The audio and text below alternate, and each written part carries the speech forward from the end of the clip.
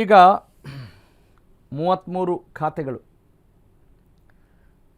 ಪೋರ್ಟ್ಫೋಲಿಯೋದಲ್ಲಿ ಈಗ 33 ಸಚಿವರು ಕ್ಯಾಬಿನೆಟ್ನಲ್ಲಿ ತಮ್ಮ ಜವಾಬ್ದಾರಿಯನ್ನು ನಿಭಾಯಿಸಬೇಕಾಗಿದೆ. ಈಗ 13 ಸಚಿವರಿಗೆ ಖಾತೆ ಹಂಚಿಕೆಯನ್ನು ಮಾಡಿಲ್ಲ ಕೈಕಮಾಂಡ್, ಕೈನ ಹೈಕಮಾಂಡ್.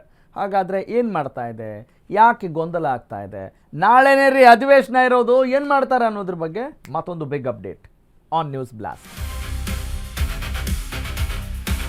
13 ಸಚಿವರಿಗೆ ಖಾತೆ ಹಂಚಿಕೆಯನ್ನ ಮಾಡಿಲ್ಲ ಕೈಕಮಾಂಡ್.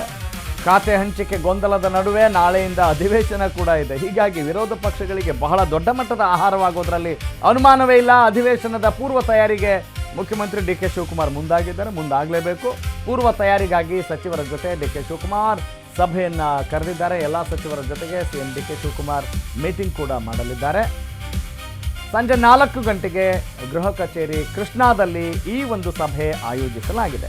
ಯಾವ ಇಲಾಖೆಯ ಪ್ರಶ್ನೆಗೆ ಯಾರು ಉತ್ತರ ಕೊಡಬೇಕು, ಹ್ಯಾಕ್ ಕೊಡಬೇಕು, how should we set the mind, ಯಾವುದೇ ಸಮಸ್ಯೆ ಆಗದಂತೆ ನೋಡಿಕೊಳ್ಳಲು ಈ ಒಂದು ಸಭೆ ಮಹತ್ವವನ್ನು ಪಡೆದುಕೊಳ್ಳುತ್ತೆ ಅನ್ನುವ ಒಂದು ಅಂದಾಜಿದೆ. ಸಚಿವರಿಗೆ ಇಲಾಖೆಯ ಜವಾಬ್ದಾರಿಯನ್ನು ನೀಡಲಿದ್ದಾರೆ ಮುಖ್ಯಮಂತ್ರಿ ಡಿ ಕೆ ಶಿವಕುಮಾರ್. 19 ಸಚಿವರು ಖಾತೆ ರಹಿತ ಸಚಿವರಾಗಿದ್ದಾರೆ. ಆ ಖಾತೆಗಳ ಎಲ್ಲ ಹೊಣೆಗಾರಿಕೆ ಯಾರ ಹೆಗಲಿಗೆ? ಎಸ್, ಅಫ್ಕೋರ್ಸ್ ಮುಖ್ಯಮಂತ್ರಿ ಹೆಗಲಿಗೆ. ಉತ್ತರ ಪತ್ರಿಕೆಯಲ್ಲಿ ಸಿಎಂ ಡಿ ಕೆ ಶಿವಕುಮಾರ್ ಹೆಸರು ಉಲ್ಲೇಖ ಆಗಿದೆ. ಖಾತೆ ಹಂಚಿಕೆ ಆದರೆ ಇಲಾಖೆ ಜವಾಬ್ದಾರಿಯನ್ನು ಸಚಿವರು ಹೊರಲಿದ್ದಾರೆ. ಒಟ್ಟಿನಲ್ಲಿ ಸಚಿವರ ಜೊತೆಗಿನ ಇವತ್ತಿನ ಸಭೆ ಭಾರೀ ಕುತೂಹಲ ಮೂಡಿಸೋದ್ರಲ್ಲಿ ಯಾವ ಅನುಮಾನ ಇಲ್ಲ.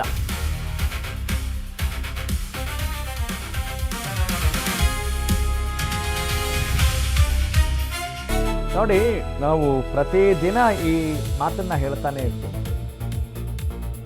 ಏನು ಯಾವುದೇ ಸರ್ಕಾರ ಬಂದರೂ ಕೂಡ ಸಂಪುಟ ಅನ್ನೋದು ದೊಡ್ಡ ಸಂಕಟ ಆಗಿರುತ್ತೆ. ಕಾರಣ ಏನು ಅಂತ ಹೇಳಿದ್ರೆ ಬಣ ರಾಜಕೀಯ, ಪ್ರತಿಷ್ಠೆ ರಾಜಕೀಯ, ಅವ್ರದ್ದೇ ಆದಂಥ ಒಂದಿಷ್ಟು ಫ್ಯಾಷನ್ನು ಎಲ್ಲವೂ ಕೂಡ ಇರುತ್ತೆ.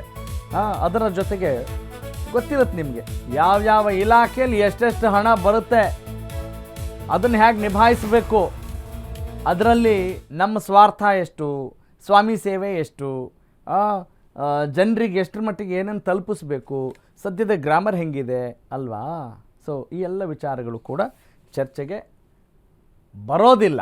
ಆದರೆ ಇದು ಅಂತರಾಳದಲ್ಲೇ ನಡೆಯುವಂಥ ಒಂದು ಮನನ.